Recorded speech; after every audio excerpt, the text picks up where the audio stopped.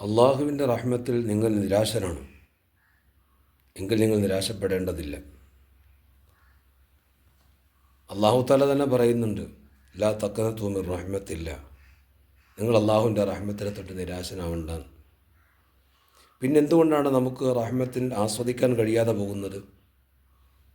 ഞാൻ നേരത്തെ സൂചിപ്പിച്ചതുപോലെ അള്ളാഹുവിൻ്റെ റഹ്മത്ത് ലഭ്യമാകണമെങ്കിൽ നമ്മൾ ആദ്യം കരുണയുള്ളവരാവണം. ഈ പ്രപഞ്ചം മുഴുവനും, പ്രപഞ്ചത്തിലുള്ള സർവ്വതും അള്ളാഹു നമുക്ക് വേണ്ടി സൃഷ്ടിച്ചു വന്നിരിക്കുന്നതാണ്. അതിനോടെല്ലാം നമുക്ക് കാരുണ്യം ഉണ്ടാവണം. അതിൻ്റെയൊക്കെ കാരുണ്യം കൊണ്ടാണ് നമ്മൾ പോലും ജീവിക്കുന്നത്. ആ കാരുണ്യം നിത്യമായി ലഭിക്കണമെങ്കിൽ നമ്മൾ അവരോട് കരുണ കാണിക്കുന്നവരാവണം. ആദ്യമായി നമുക്ക് ഏറ്റവും കൂടുതൽ കരുണ കാണിക്കേണ്ടത് ആരോടാണ്? നമ്മുടെ സ്വന്തം മാതാപിതാക്കളോടാണ്. പലപ്പോഴും നമ്മൾ പല കാരുണ്യ പ്രവർത്തനങ്ങളിൽ ഏർപ്പെടുന്നവരും സഹായിക്കുന്നവരും മുന്നിട്ടിറങ്ങുന്നവരും നേതൃത്വം കൊടുക്കുന്നവരുമാണ്.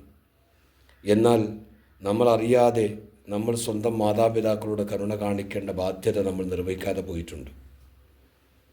അതുപോലെ തന്നെ നമ്മുടെ ഭാര്യ സന്താനങ്ങളോട്, നമ്മുടെ കുടുംബക്കാരോട്, ബന്ധുക്കളോട്, നമ്മുടെ സുഹൃത്തുക്കളോട്, അയൽവാസികളോട്, ഇവരോടെല്ലാം ബന്ധങ്ങൾ അള്ളാഹുവിൻ്റെ വിശുദ്ധ ഖുർആൻ വളരെ ഗൗരവമായി എടുത്തു പറഞ്ഞിട്ടുള്ളതാണ്. വിശുദ്ധ ഖുർആനിൽ സിലത്തുർ റഹിമ്, കുടുംബ ബന്ധം ചേർക്കുന്നതിന് പോലും ഉപയോഗിച്ച പദം റഹിമ് എന്നാണ്, കാരുണ്യമെന്നാണ് അതിൻ്റെ സ്ഥൂല അർത്ഥം. അള്ളാഹുവിൻ്റെ പ്രവാചകൻ്റെ സദസ്സിൽ നിന്നും കുടുംബബന്ധം ചേർക്കാത്ത ആളുകളെ ദുആയ്ക്ക് ഇജാബത്ത് കിട്ടാതിരിക്കുമെന്ന കാരണത്താൽ പുറത്താക്കിയതായി കാണാൻ കഴിയും.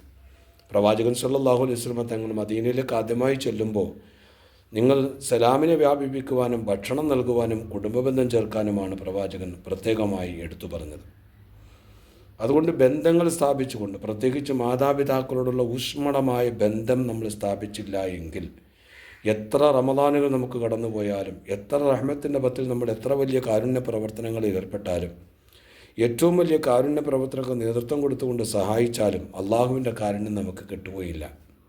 അള്ളാഹുവിൻ്റെ കാരുണ്യം ലഭ്യമാകുന്നതിന് ഏറ്റവും വലിയ കവാടം നമ്മുടെ സ്വന്തം മാതാപിതാക്കളാണ്. ആ മാതാപിതാക്കളോട് പൂർണ്ണമായും കരുണയുള്ളവരാവുക, ഭാര്യമാരോടും മക്കളോടും കരുണയുള്ളവരാവുക, കുടുംബ ബന്ധം ചേർത്തുകൊണ്ട് കുടുംബക്കാരോട് കരുണയുള്ളവരാവുക, അയൽപക്ക ബന്ധങ്ങളെ ഊഷ്മളമാക്കിക്കൊണ്ട് അവരുടെ കാരുണ്യം നമ്മൾ പാർത്തിരിപ്പുതരാവുക. എങ്കിൽ നാഥനായ റബ്ബ് നമ്മളോട് കരുണ കാണിക്കുമെന്നതിൽ യാതൊരു സംശയവും വേണ്ട. ആ കാരുണ്യം നമുക്ക് ആസ്വദിക്കാൻ കഴിയും. നാഥനായ റബ്ബ് തൗഫീഖ് നൽകി അനുഗ്രഹിക്കട്ടെ. അസ്സലാമു അലൈക്കും വറഹ്മത്തുള്ളാഹി വബറകാതുഹു.